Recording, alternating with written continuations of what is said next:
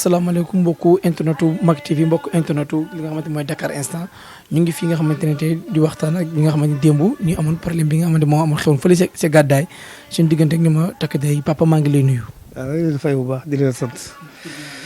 man Mbaye Ngom laa tudd waaw. démb ñu gis ne am na benn li nga xamante ne ni seen diggante ak takk der yi di xewoon fële sa gàddaay lan moo waraloon loolu ni mel. waaw li ko waraloon foofu ci gàddaay du waa collectivité gàddaay dañoo jënd foofu suñuy kër yàlla dafa def ku ci nekk di góor di jigéen di mag di ndaw dajale la nga am ba mat as tur nga dem jënd fa yàlla dafa ñu tabax ba pare benn waaye bu ñu naan Babacar Fall Mbaye Fall jóge fa la toppatoo dugg ay kayitam di làqatee ka laxat ba toj suñu kër yëpp yàlla def nag ñu yóbbu ko ci yoon ñu gagné ko première instance deuxième instance ñu gagné troisième ñu gagné ko ba amatu fu mu jëm jàpp ko tëj ko doo koy war a def mais kenn jàpp ko kenn tëju ko ma ngay taxawal di doxee du ko neexee ñun ñi nga xam ne boobaak léegi sonn nañ ci juróom-ñaari jàpp juróom-ñaari xeexuñu xuloo musuñu taal pënu musuñu sànni xeer musuñu sonal kenn suuf si la dem topp ci yoon ba yàlla may ñu ndam booba léegi dafa yàgg ñu sonn ñu ne nag nañ dajale def gerew defee bi ñuy dem dajale di def suñu gerew fee suñuy baas bëgg jàmm dong lañu bëggoon ñu fekk ñu fa di ñu sànni ay lakaru moset di ñu dóor lu nañu def nañ ko yooyu nag moo war a jeex ci réew mi ñun jàmm dong lañu bëgg ak salaam waaw.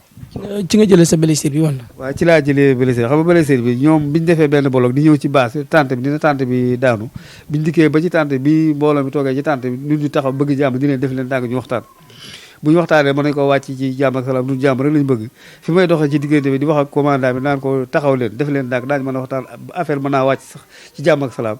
la joxee fa bi mu joxee fa waa ji dafa day lu ma nii matul 1 mètre matu ko mu tourné affaire dóor ma ko ci la ma ko dóoree mu wàcc ci la mu ko dóor maa ñu door a jaar sama kaw nag yàlla di kii ñu fekk ma foofu door maa yëkkati yóbbu. commencé lañ la dóor ci tànk bi. mooy seen fils yooyu.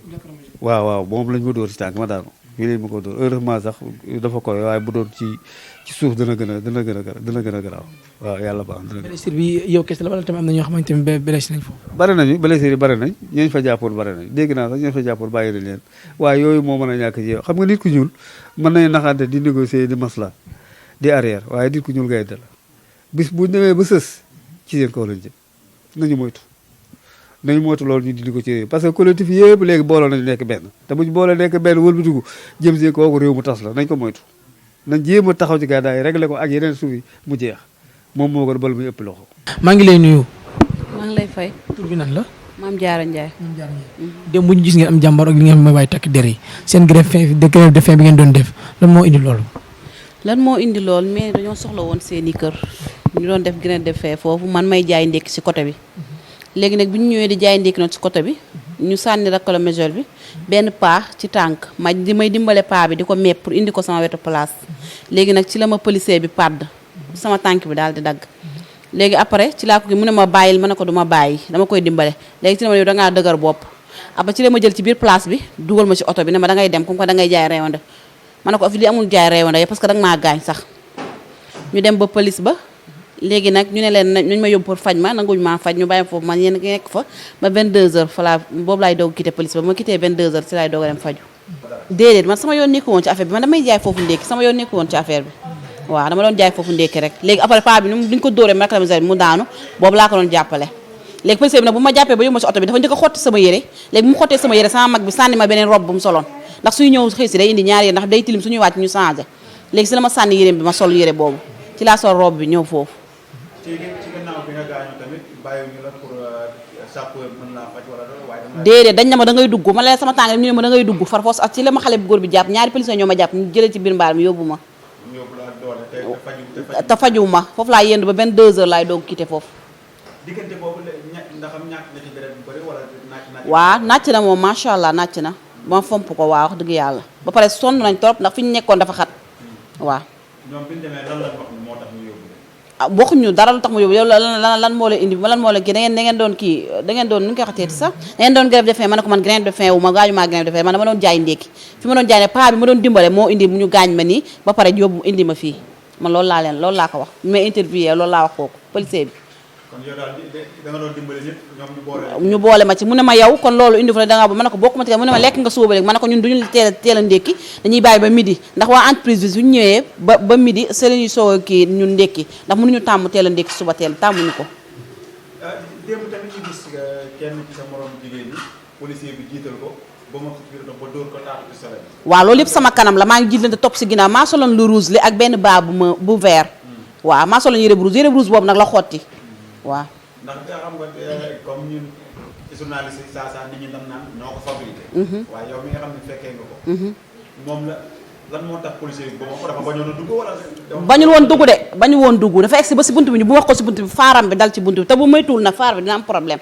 waaw moom bañu woon dugg moo doon ëpp ki da njëkkoon a damm loxo bi moom moo ko doon upp ñoo ko jox ñun carton yi ñuy jaayee mu uppee ko léegi bu ma uppee noonu ba ci la policier bi nag yow mii ci la ma lay dugal ci oto bi ci la ko jël yóbbu ko ci laa daw toppee kee nag bàyyi leen sama yaay mu ne ko duñ ko bàyyi dañ koy dugal kon nag mu xale bu jigéen ne ko kon ñun ñaan ñëpp nga yóbbaale waaye du sama yaay kese du dem man ma toog. salaamaaleykum maa ngi leen nuyu yaay booy. fay naa la. tur bi. Odile Ngom. démb bu ñu gis ngeen am li nga xamante mooy jàmbaaru seen diggante ak waaye takk der yi te seen gis-gis ci loolu. ah man de sax mënuma ko wax jàmmaarloo parce que kuy jàmmaarloo mooy kuy wut histoire wala kuy fayu ñun dañ ñoo fekk ñu lal suñu tànt di def suñu grève de la faim waaw parce que dañ ñoo tooñ fekk ñu ci suñuy kër ñu tabax ñiy dëkk ñiy bëgg a dëkk ñiy tabax def ci seeni millions ñiy def ay prêt ñiy jaay ñiy sonn ba dee ñëw mu toj suñu kër 7 ans ñuy daw justice lu nekk ñu def daw ba sonn ñu condamné ko bàyyi ko muy taxawaalu di menacer nit ñi ñun ñu am lu ñu naqari njëkk nañu dem justice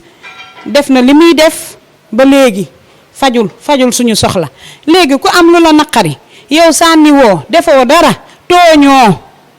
nga ne tëdd damay xiifal xanaa nag ku mu neex nga xiifal nag